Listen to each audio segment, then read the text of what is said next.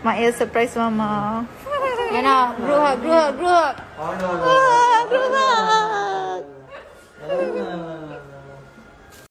Hello. Hello. Hello.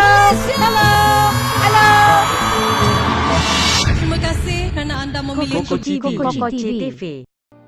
Viral lagi cerita sensasi yang telah hangat disebarkan di dalam dunia digital. Video ini adalah berdasarkan banyak sumber media yang menulis tentang perkara ini. Apa yang berlaku sebenarnya mesti ramai bertanya-tanya. Mari kita kaji dan selidik tentang perkara hangat ini. Sebelum itu, sumber rujukan pertama yang kami lihat, kisah viral ini telah ditulis oleh seorang editor yang tidak diketahui pada tarikh 17 hari bulan 10, 2022 dan telah pun disiarkan oleh Oh My Media. Minggu lalu, kecoh di media sosial mengenai seorang penyanyi popular kegilaan peminat wanita dikatakan terpaksa berkahwin dengan seorang gadis kerana sudah terlanjur. Bukan setakat terlanjur sahaja, bahkan perkahwinan mereka dikatakan mahu menutup perut si wanita tersebut yang dikatakan hamil anak luar nikah. Pelbagai spekulasi timbul sehingga ada pihak mengaitkan individu berkenaan dengan penyanyi Ismail Izani, dalam hal ini memandangkan tular beberapa gambar dipercayai majlis perkahwinan selebriti itu bersama seorang wanita. Tidak berdiam diri, ibu kepada penyanyi berkenaan iaitu Datin Suliza Salam tampil bersuara mengenai dakwaan tidak berasas itu. Memetik laporan Astro Gempak, dia yang juga penyanyi zaman 1980-an menafikan sekeras-kerasnya dakwaan tersebut dan tuduhan menerusi edaran DM Instagram mengatakan anaknya itu berkahwin secara diam-diam selepas menghamilkan seorang wanita. Suliza berkata gambar berkenaan diambil ketika Ismail menghadiri sebuah majlis perkahwinan rakannya, Amin Daniel, iaitu anak Datuk Jamal Yunos baru-baru ini.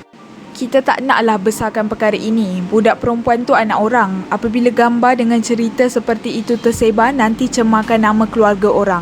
Tak pasal-pasal orang saman kita pula, ujar Saliza.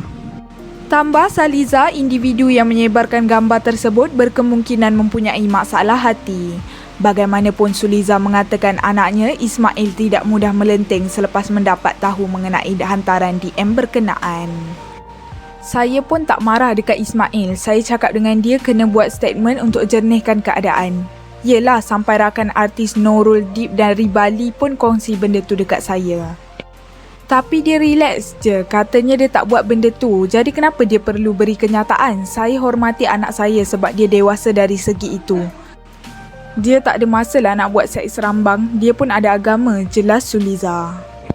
Dalam masa sama, wanita itu turut menjawab status anak lelakinya itu dengan mengatakan selagi dia belum bertunang atau berkahwin, dia single. Tanya je lah dia.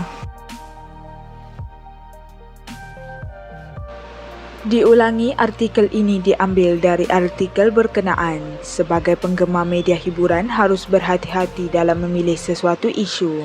Kami tidak bertanggungjawab kerana pihak kami tidak tahu kesahihan berita yang dikeluarkan artikel berkenaan. Jangan meletakkan kepercayaan penuh dan membuat spekulasi atas perkara yang kita tidak pasti. Menghayati hiburan boleh, jangan sampai kita melibatkan diri dengan fitnah dan buka aib mereka. Ya, kejap-kejap. Nak lihat apa seterusnya? Subscribe dulu, okey? Okey, sedikit Janji. Okey. 1, 2, 3. Okey, subscribe. Terima kasih. Jangan main dengan sumpahan mulut aku.